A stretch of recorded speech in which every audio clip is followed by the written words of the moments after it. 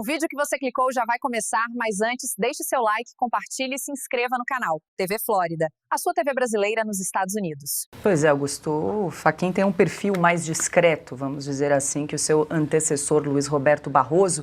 E hoje, na cerimônia de posse, uma cena chamou a atenção, porque vale lembrar que Fachin assume a presidência e o ministro Alexandre de Moraes será o vice-presidente do Supremo. Em determinado momento, o Fachin faz uma menção ali ao nome do ministro Alexandre de Moraes. Ele vai lá, dá um abraço carinhoso no ministro Fachin, depois dá um outro abraço. Não sei se nós temos esse vídeo até para a gente exibir. Depois ele vai lá dar um abraço caloroso também na ministra Carmen Lúcia e um aperto de mão bastante discreto no seu colega no Luiz Fux.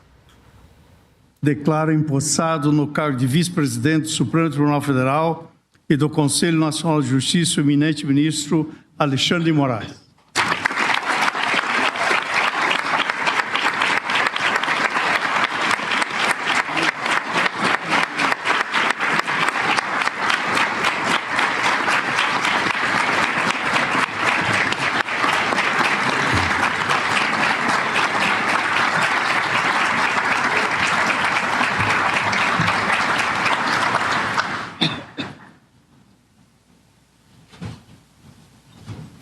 Quase passou direto, Augusto. Isso é uma grosseria explícita que mostra que ele não admite divergências nem entre os ministros do Supremo.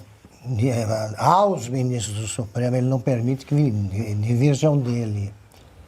Por que esse gesto, repito, grosseiro? Porque o ministro Luiz Fux votou certo. Ele desmontou a fantasia do golpe de Estado. Ele tornou ainda mais ridículas as alegações do Alexandre de Moraes. Então ele passa e... Isso aí não é cumprimentar. Isso aí você dá um tapa na mão, você roça a mão e vai em frente. Por quê? Porque divergiu. Então, isso aí me assusta, né? Ele está como vice-presidente. Portanto, será presidente daqui a pouco. O Fachin é bem mais discreto e não é o Luiz Roberto Barroso, que é fascinado pela própria voz. Ele adora ouvir, você percebe que ele gosta de ouvir ou cantando ou falando, dando palestra, né? Ele adora. Só não gosta quando ele está na avenida e se aproxima uma rainha de bateria. Aí atrapalha o espaço que ele ocupa com o Eduardo Paes, como a gente viu já mais de uma vez naquela cena famosa. O Fachin, ele nunca subiu um morro. Ele não sabe como é que é aquilo. Ele não sabe.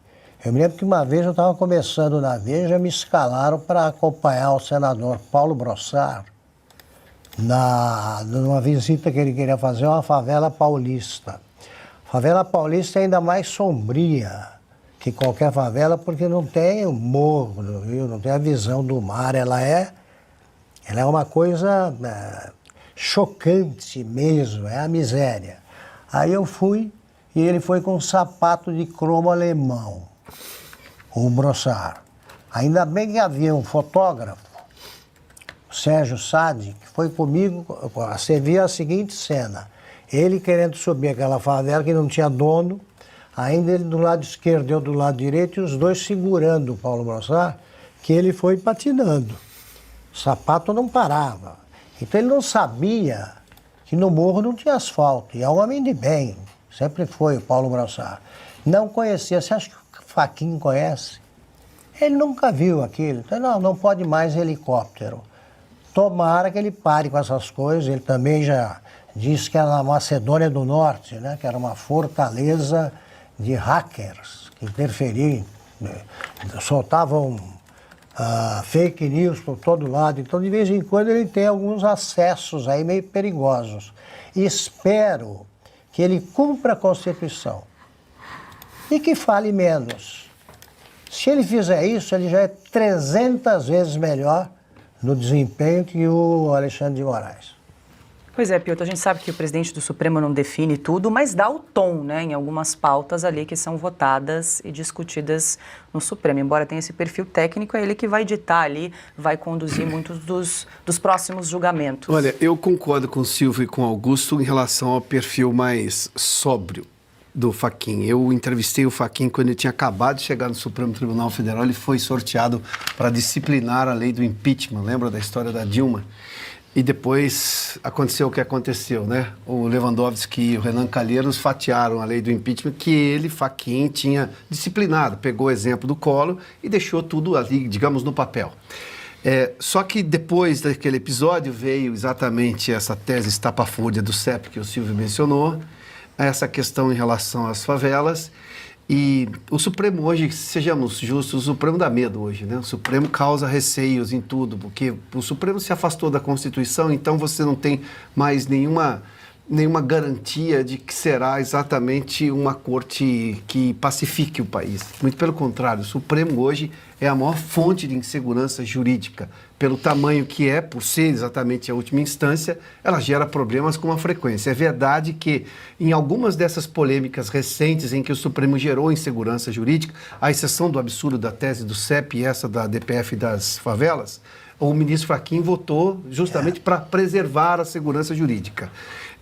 Óbvio, né? Ele tem esse perfil dessas pautas sociais. A questão, por exemplo, do marco das terras indígenas estava muito claro na Constituição. A gente convivia com esse entendimento desde 88. Bom, mexeram nisso. Há todo um problema em relação à questão de se é ou não é, a percepção se valia até 88 ou não, ou seja, gerou mais um problema.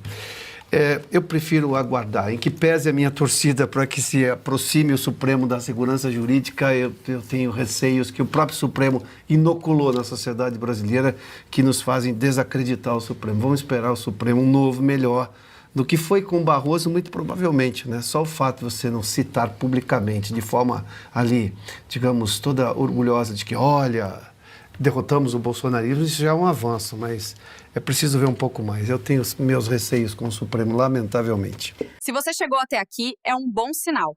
Para assistir os vídeos completos, acesse nosso site ou baixe nosso aplicativo totalmente grátis.